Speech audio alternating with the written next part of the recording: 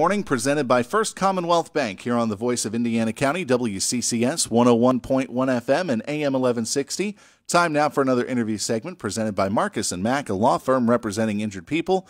7:47 is the time right now, and joining us in studio for his weekly appearance is Bob Pollock of Indiana County Extension Office. How you doing, Bob? Good. How are you today? I'm doing fine. A little nervy, but I'm okay. Now, people understand I do not have the expertise that Todd has, but definitely we will try to do some things, probably more for the home gardener, I think, this week, because one of the challenges I presented to you was to see if you could come up with some myths that have been passed around from generation to generation. Maybe we could bust a couple. You know what I mean? Do you think we talked about one concerning tomatoes the last time you and I were together, and about how much water they should receive? One of the things that I keep thinking about, though, when it comes to gardening, is I'm seeing more of these elevated gardens. I know the ones that are on the lakes. My parents actually had one of these. Is it better to do that than to do the traditional garden in the ground, or is it 6 of one and half dozen of another? Well, it is different, and usually people will choose to have a raised bed garden or a garden elevated from the normal soil if they have problems with their soil.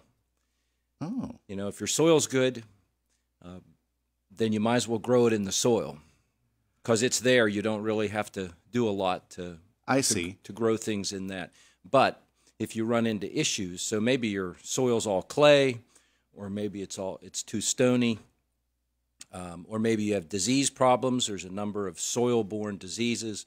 Phytophthora is one of them. It's very common, but it will cause root rot and then plants to die. So that can happen over time. You can go along and be fine, and then you get that in your soil, and then you can't. And there's nematodes, and there's other pests that can be issues for a long time. Yeah. So they force you to try and look at alternative methods so you can grow the crop. Okay. See, I was thinking it was because, and you mentioned pests. I think this was the main reason why they wanted to do this. The deer come through, and they like to feast on the vegetables. So, and with that one, some of those wildlife pests, we can try to prevent that, whether the plants are in the ground or whether they're above the ground.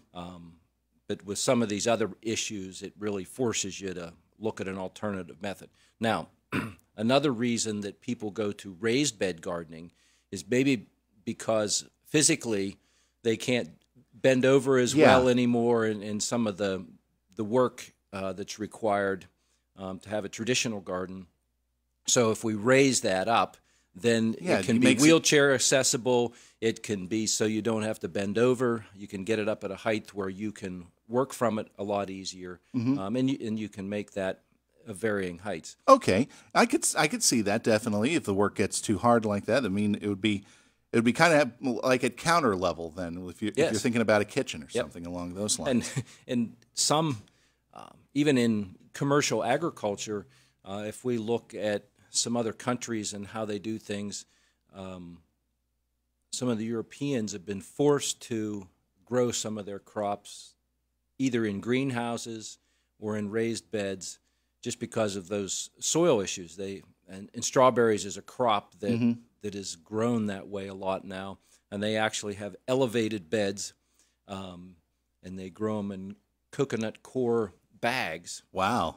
On these raised, they're essentially at waist height or a little bit higher so that you can pick. It's right at the level where you would harvest the fruit, so there's no bending or leaning or crawling or required to do that. It takes a whole lot more infrastructure and thought and setup to do it and expense, but it's kind of the only option that they have at this point. Right. If you have a question for Bob Pollock, you can call us at 724-479-1160 or 724-349-WCCS. And also, we want to let everybody know that we are streaming live on Facebook Live this morning. If you do have a question and you want to type it in, please be specific whenever you write out your question, and we'll try to get to them as best as we can because we do have somebody monitoring that feed. I don't know, in one of the earlier shows, I don't know if we mentioned, but There were maple trees, especially Norway maples, were dropping leaves earlier in the summer. They still be doing that. Okay. Had a number of calls. That's been several weeks ago now, but that's what we call tar spot. Tar spot. Yeah. So it's a fungal disease that gets on Norway maple trees primarily, and will cause these spots to be on the leaves, and then eventually those spots turn black, and then the leaves, you'll get leaf drop from that. Okay, so this is kind of like premature leaf drop. Yeah, in and this case. it's enough leaves coming down that it's noticeable. It's almost like it's fall, and the leaves are falling off the tree, and you think, but you're not, the tree's going to die. Yeah, but you're not getting any of those brilliant colors either. Oh no, they're just dropping either green with these spots on, or they might start to turn brown, and then they'll fall off. Oh no, that's a shame. Is this something that's preventable then? It is preventable. However, we normally don't get too concerned about it. Okay, so it doesn't affect the overall health of the tree. Usually not. No. Okay. No. Usually, you see all these leaves dropping, you get concerned, but there's still a lot of leaves in the tree. The tree can still function. It'll stress it a little bit, but typically we do not have to treat. Because it's a fungus, we normally have to preventatively treat for those types of problems. But with this, over time, typically the trees don't succumb to that at all. If they're going to die, they die from something else. Yeah, okay. And not this. So if you've had that, not to be so don't worry about it if you see it. Super concerned about it. Yeah. Typically we just, rake the leaves up. The fungus, the organism is on the leaves. And so if you clean those up and get them out of there, that can help reduce the amount of inoculum that may be there for next year. All right, so just properly dispose of the leaves, and you're fine. That's actually pretty good advice. We have our phone lines open at 724-479-1160 or 349-WCCS. We've had a lot of rain this week. Is this going to do any sort of damage because of the fact that it's been dry? It's been wet now. It's been really, really damp, and we had that the tropical rainstorm come through earlier this week. How is that affecting things? I know we're probably kind of safe as far as groundwater levels are concerned. Yeah, because for the week we've had over 2 inches more precipitation than normal. But if you look for the year, we're right on target. Oh, okay.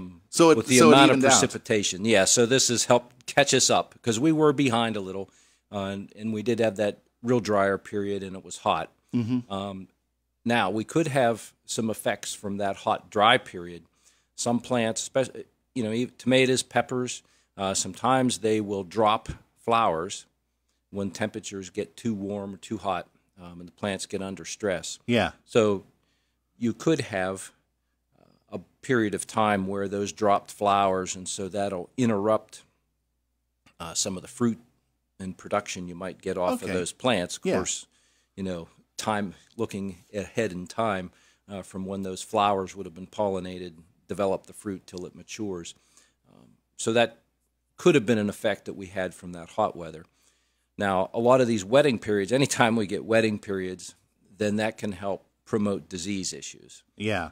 So a couple of the things we really look at all the time, and they monitor for around the country, are downy mildew, on the cucurbit crops, so pickles, cucumbers. Oh, okay. All right.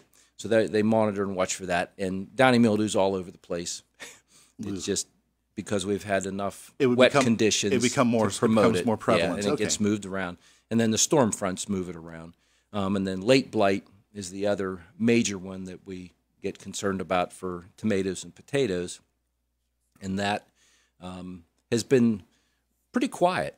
Although within the last week there's been another confirmed incidence of that, but farther north from us. All right. So it's just spotty. But again, these fronts, as they come through, then that can push stuff. What this last front did was push some insects. So corn earworm and fall armyworm, which are 2 major pests of sweet corn. And those are probably have come up from Texas. Oh, boy. On these fronts, because the populations exploded up in Erie. They went from collecting around 50 moths in a trap in a week to over 700. Wow. Jeez. Just coming through. And that would have happened in a matter of a day or two just from that front pushing those insects in. So they get up on those systems and they move, and then here they are. So essentially, if you're thinking about sweet corn for dinner within the next few days, you might as well get it now, right? Yeah. But this doesn't sound like it should be that big of concern, because we're actually getting close to the end of sweet corn season, right? We're working towards the end. That's right, and it takes a while, from when the moths arrive till they can lay eggs. Those eggs hatch into the larvae or the worms, which then affect in this case, the sweet corn ear. Okay. Just one last question. Now that we are getting into the late part of the season, what should people be thinking about as we start to transition to fall? The home gardener. So that if they want to plant fall crops, hopefully they're getting some things seeded that they may want to continue to try to grow into the fall.